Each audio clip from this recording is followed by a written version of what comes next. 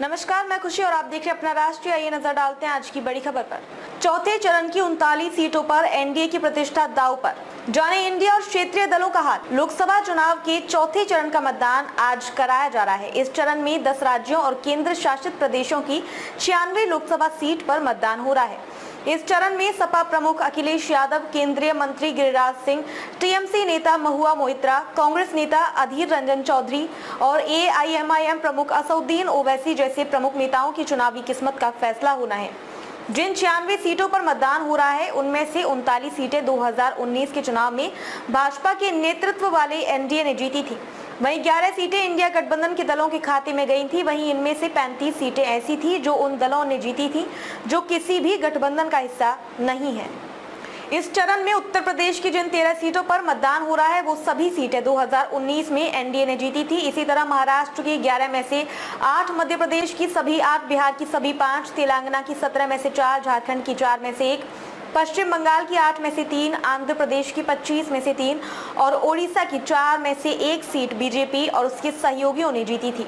इस चरण में बीजेपी और उसके सहयोगियों को आंध्र प्रदेश और तेलंगाना में बढ़त मिलने की उम्मीद है। इस बार बीजेपी ने आंध्र प्रदेश में तेलुगु देशम पार्टी यानी टीडीपी और अभिनेता पवन कल्याण की जनसेना से समझौता किया है।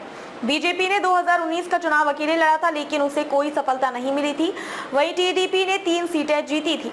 वहीं तेलंगाना ने भारत राष्ट्र समिति के कमजोर होने का फायदा बीजेपी को मिल सकता है, लेकिन कांग्रेस ने तेलंगाना में जबरदस्त वापसी भी की है। ऐसे में वहां मुख्य मुकाबला कांग्रेस और बीजेपी में हो सकता है। तेलंगाना में मुकाबला कांग्रेस सरकार की गारंटी बनाम मोदी की गारंटी के बीच है। वहीं अगर इंडिया गठबंधन की बात करें तो 2019 के चुनाव में इंडिया गठबंधन में शामिल दलों ने 11 सीटें जीती थी। इनमें से पश्चिम बंगाल की 8 में से 5, तेलंगाना की 17 में से 3, झारखंड की 4 में से 1, ओडिशा की 4 में से 1 और महाराष्ट्र की 11 में से 1 सीट जीती थी। इंडिया गठबंधन चौथे चरण में तेलंगाना, महाराष्ट्र और बिहार में अच्छा प्रदर्शन कर सकता है। तेलंगाना में कांग्रेस ने बीआरएस को हराकर राज्य की सत्ता हथियाई है। कांग्रेस ने उन गारंटियों को लागू किया है जिससे उसके विधानसभा चुनाव में उसने वादा किया था। वहां महाराष्ट्र में शिवसेना और एनसीपी में हुई टूट के बाद पैदा हुई सहानुभूति लहर का फायदा इंडिया गठबंधन उठा सकता है।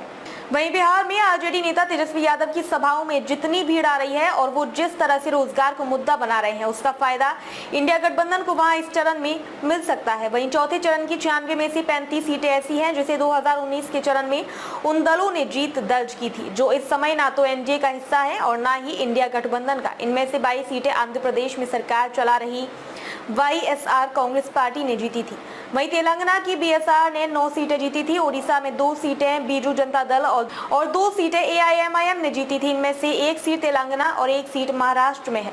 वहीं जम्मू कश्मीर की श्रीनगर सीट पर भी चौथे चरण में मतदान हो रहा है। इस सीट पर 2019 के बाद से परिसीमन कराया गया है।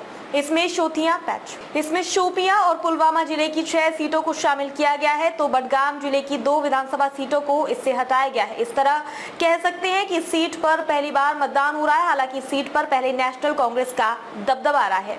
अब तक के लिए बस इतना ही। फिर होगी आपसे मुलाकात ऐसी एक और बड़ी खबर के साथ। तब तक के लिए नमस्कार और देखते रहिए अपना राष्ट्रीय।